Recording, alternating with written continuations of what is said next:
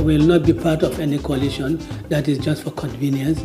We will be part of a coalition that's built on principles, on trust, and on dedication to the country, that we really want to deal with the problems of the country. That's Dabo, Gambia's 2016 kingmaker, drawing a clear line, no compromise on principles.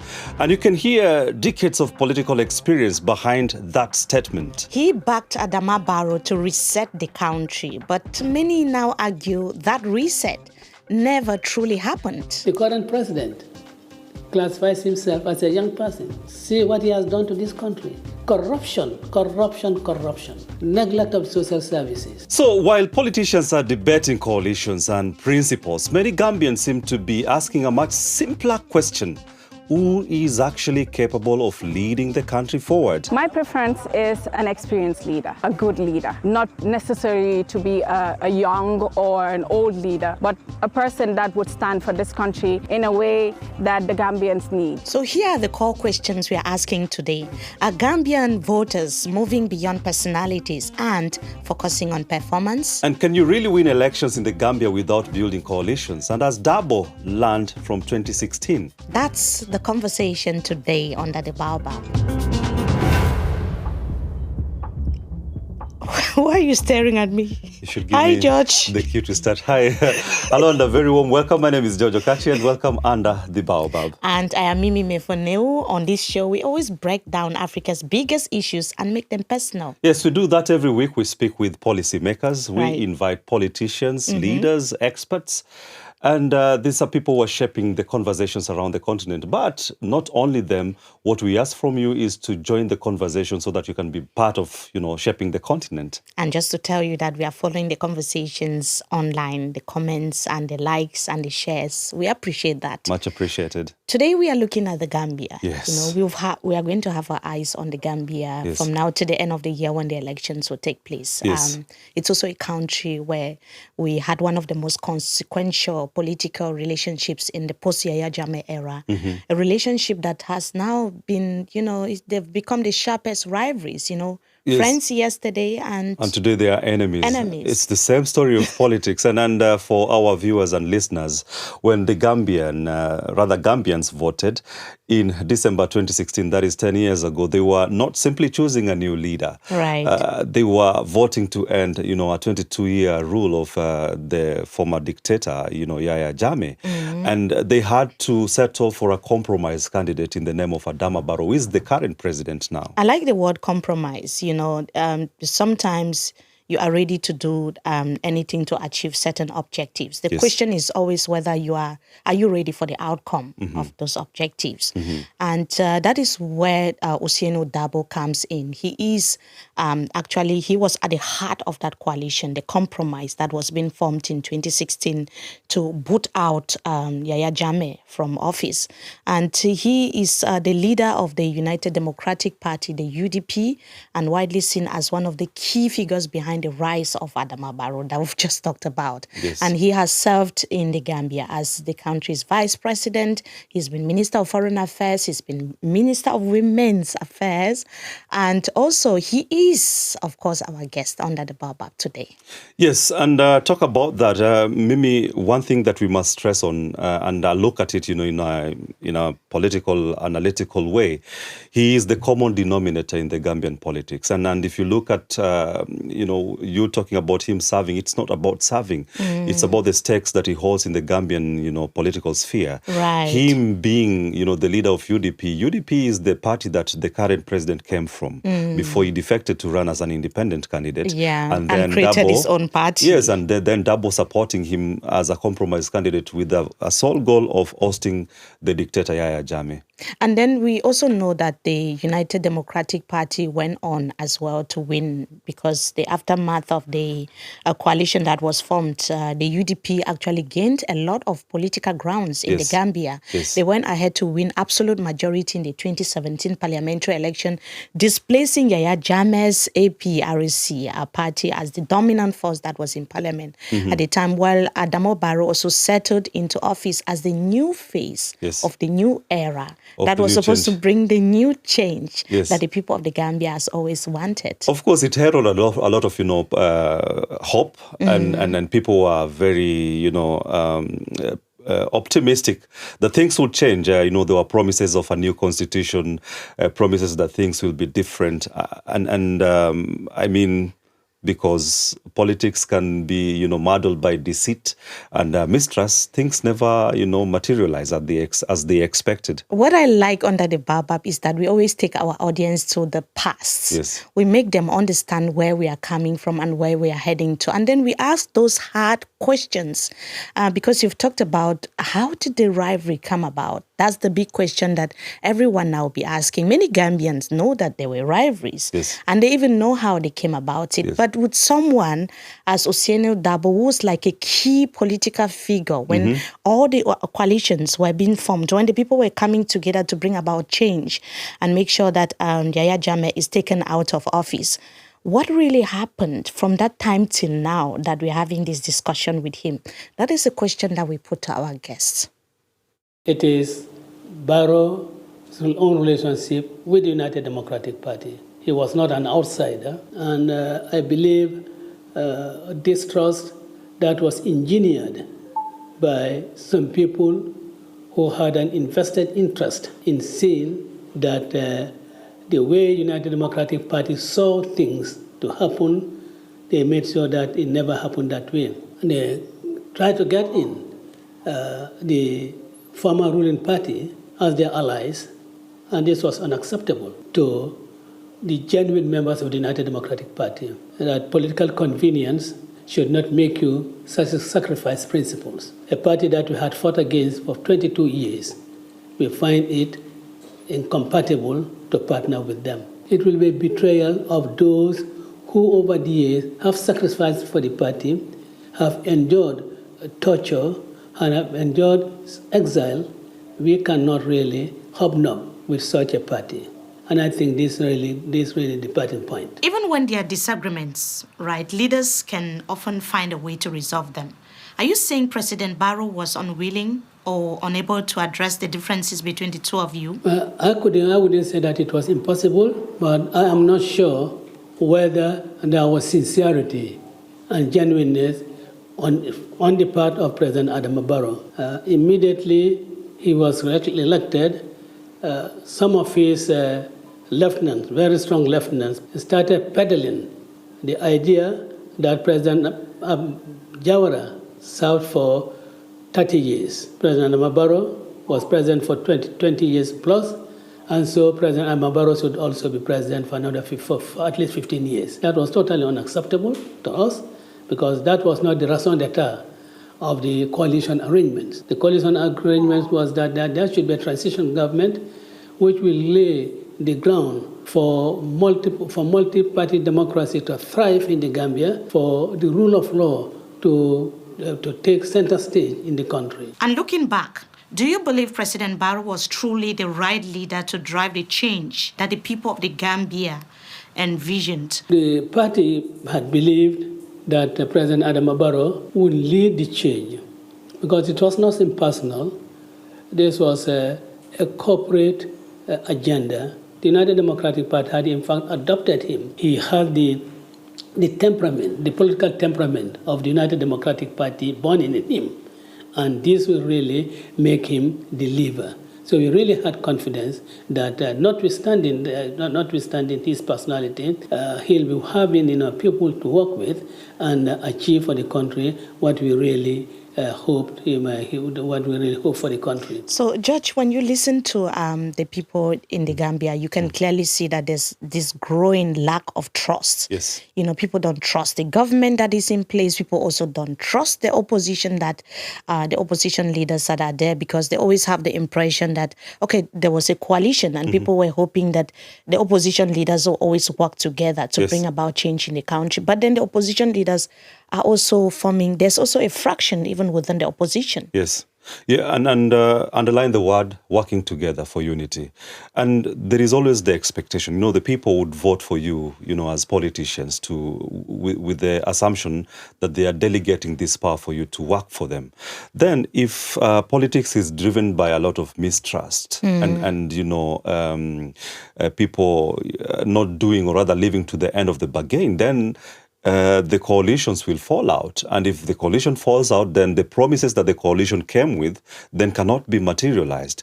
Like in this particular case, they formed the coalition with the sole aim of ousting a dictator. And as an add-on package, there was promises of, a new Gambia, a Gambia with a new constitution, a Gambia with good quality life. So that is the danger. If people don't trust, then coalitions break and then the promises cannot be achieved. And most importantly, the promise of transition. Yes. There was a 3-year transition that was supposed to be put in place, and Adama Barrow was supposed to step down after 3 years.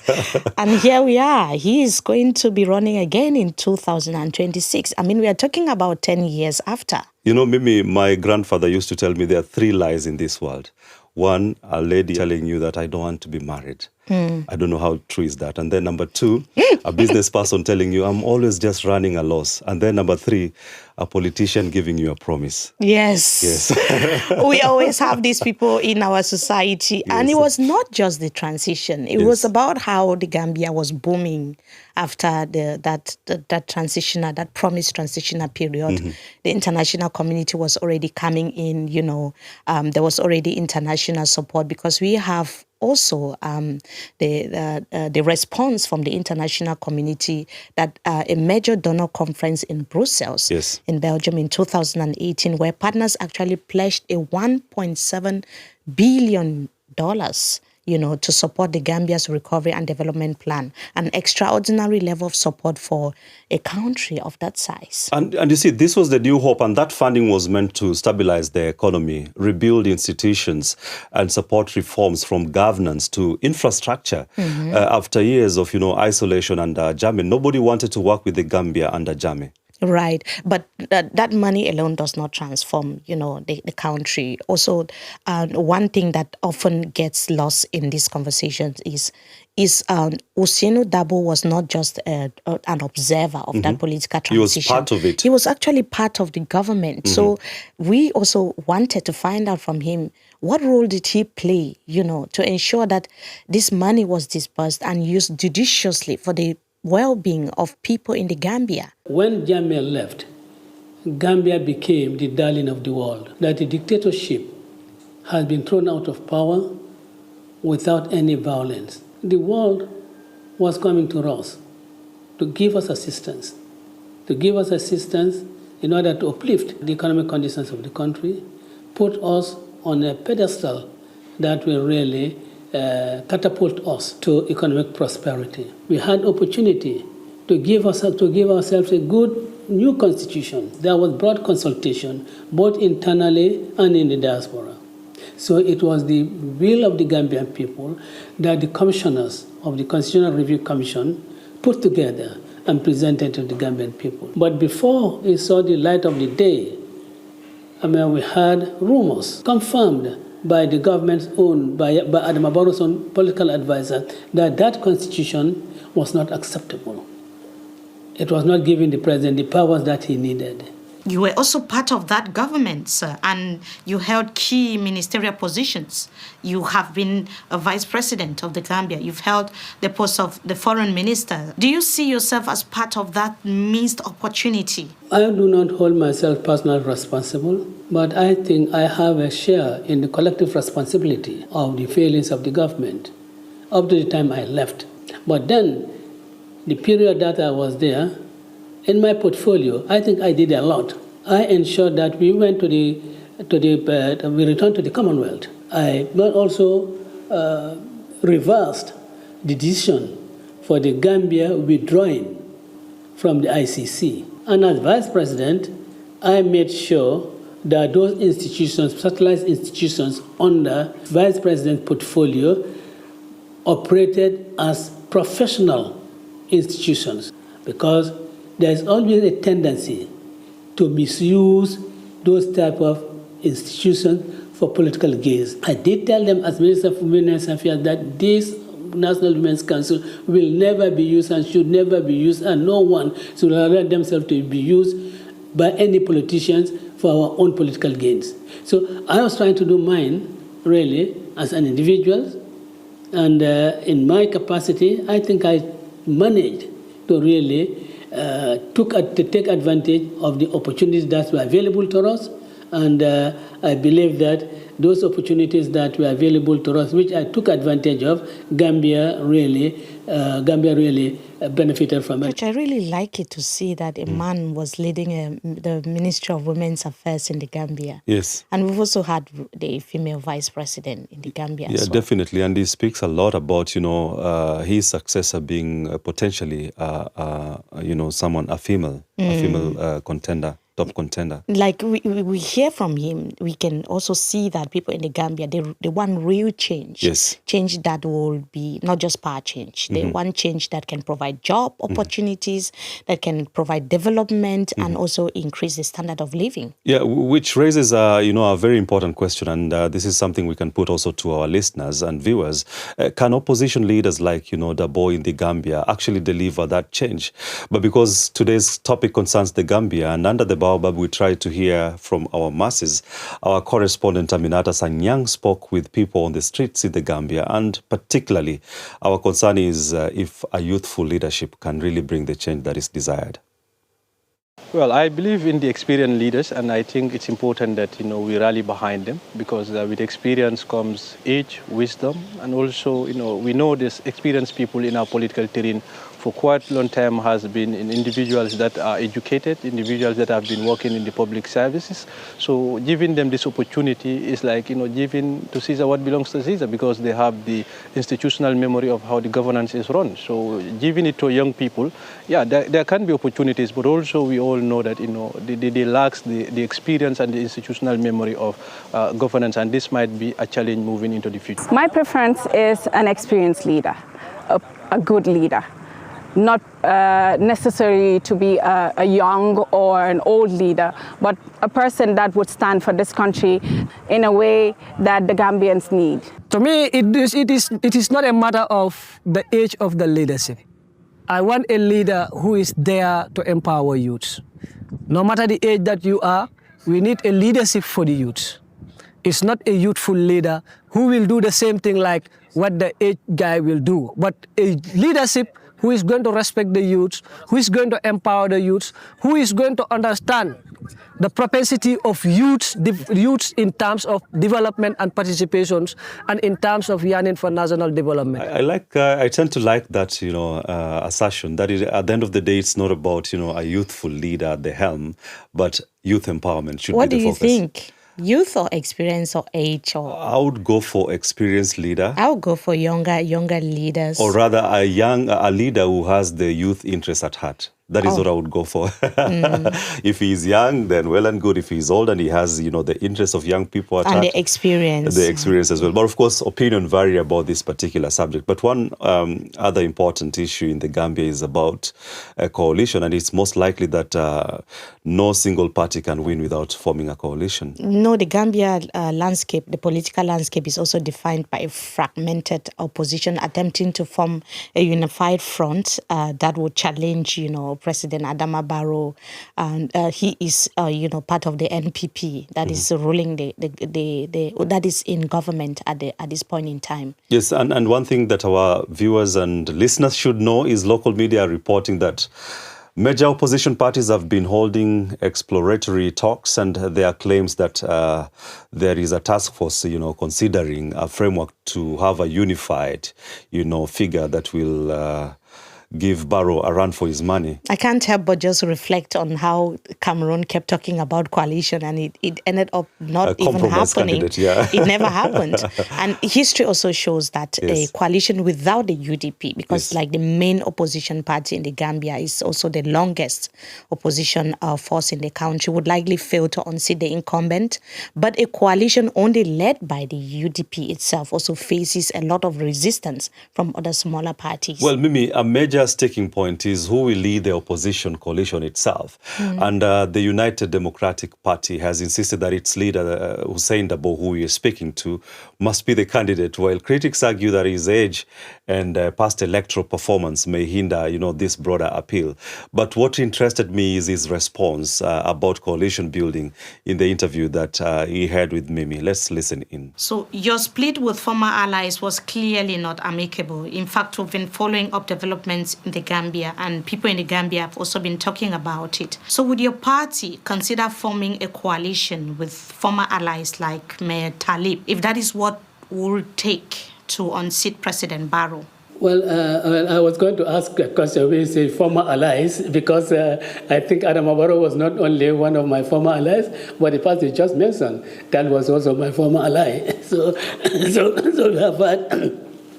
we have had a break with both of them. I mean, when there's a split among political allies, the split is not always friendly. It lays behind some elements of bitterness, some elements of distrust. So we are open to coalition with any party. I don't want a coalition built on principles. You have to accept our principles. You have to accept what we stand for us to work with you. And that is for any party. And we don't go into coalitions just because for convenience. And I think that has been the problem with the coalition 2016. It was a coalition of convenience, not a coalition built on principles. So we will not allow, we will not be part of any coalition that is just for convenience. We will be part of a coalition that's built on principles, on trust, and on dedication to the country, that we really want to deal with the problems of the country, that we are capable of providing cure for the ills of the country. Any party that is genuinely willing to do that, yes, will coalesce with you. I always wonder, why would parties be formed just because you think that you can go into a coalition and get office? I don't think that is principled. That's certainly something that we do not believe in. We believe in that parties are established because they genuinely believe that they can do something for the country, that on their own they can really form a government in this country. Of course, but of course, coalition building is a reality currently in the Gambia. And we've unpacked politics, but now let's pick up the pace, Mimi. And it's the rapid fire question segment where we get to know our guests on a personal level. Yes. Who is Mr. Dabo when he's not talking politics? You wanted to say something, Judge? Definitely. I just wanted to tell them that we normally step back and we get to know the guests at the other side. And it's time for rapid fire round. First question. What was your very first job? A clerk at the post office. Tea or coffee in the morning? I think my best is what we call churaget in the Gambia here, not tea or coffee. Okay. And if you had to choose, which of these leaders would you prefer? Yahya Jammeh era or Adama Barrow era? Well, I certainly would prefer the Adama Barrow era than the Yahya Jammeh era. Oh, I knew that. And one word to describe yourself as a leader? Tolerant. What is the biggest misconception people have about you? Tribalist. Name one young Gambian leader that people should be watching at the moment. Well, I would say Yakumba Jaite. Well, very interesting. But maybe beyond politics, there is another debate that keeps coming up in the Gambia and across much of Africa. Yes, of course. It's a debate that is always sparking a lot of reactions. The question about age and leadership. Many young people across Africa, including Cameroon, where I come from, they are always increasingly asking whether the long-serving leaders and those that are quite older, do they serve their interests? Are they still reflecting their own realities as younger people? Yes, and my interest is when you spoke to Dabo, what did he say about this age subject? Well, I will not respond. He would have to tell us himself, because I had to use the Cameroon example. Like I just mentioned, we are in Cameroon having a leader who is more than 90 years old. And, many people are describing him as unfit. Him already, he's almost 80 and wanting to rule the Gambia. What does he think about the problem of age, whether it's a problem or not? Let's hear what he told us. Age, I think those who really put forward age, they are really, the argument is wrong. Sanity, sharpness of mind, commitment is what matters. It's not the age. Those who talk about age have really nothing to offer. You should offer something other than age. But after all, age is wisdom.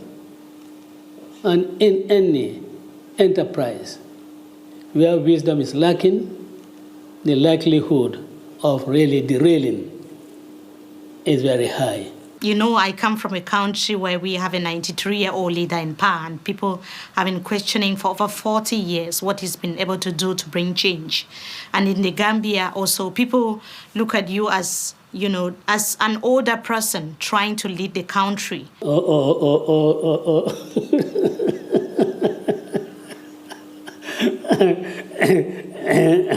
I was asked a similar question, I think 2 days ago, and Paul Biya was brought in as an example. I said, but they are incomparable. Paul Biya is 92 years, is 92 years old. We cannot be compared. But look, we have had, in the Gambia here, Yahya Jammeh was a much younger person. He came to power, I think at age 30 or so. And in order to keep himself in power, see what he has done to this country. The current president classifies himself as a young person. See what he has done to this country. Corruption. Neglect of social services. So what are you saying in favor of age in this country, when those who are young have shown us that the younger persons have not really proved that they are the ones who will take care of this country? And I want to challenge all those young politicians in the Gambia, for any of them to come forward and say they have a sharper mind than myself, and that their reactions positively to any complicated issue is better than mine. I want them to come up and show it. You say Paul Biya 92. You know, President Adama Barrow says that I am 90.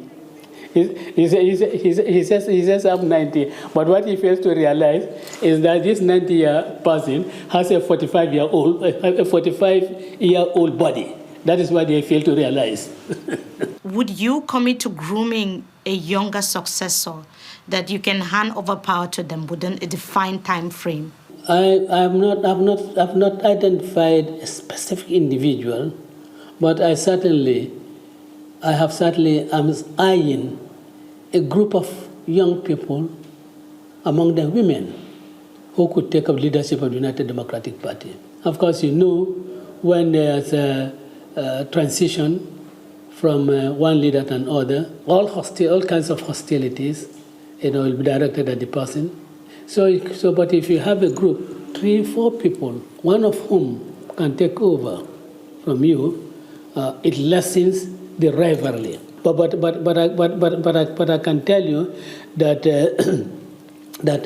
at our even before our next Congress, which will be December this year, we'll have signs of the possible successors.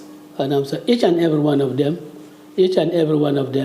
you will find to be a competent person. Now, here's the thing. From coalition politics and broken alliances to missed opportunities and questions of accountability, this conversation we've had today with Dabo reveals how complex the Gambia political transition has been.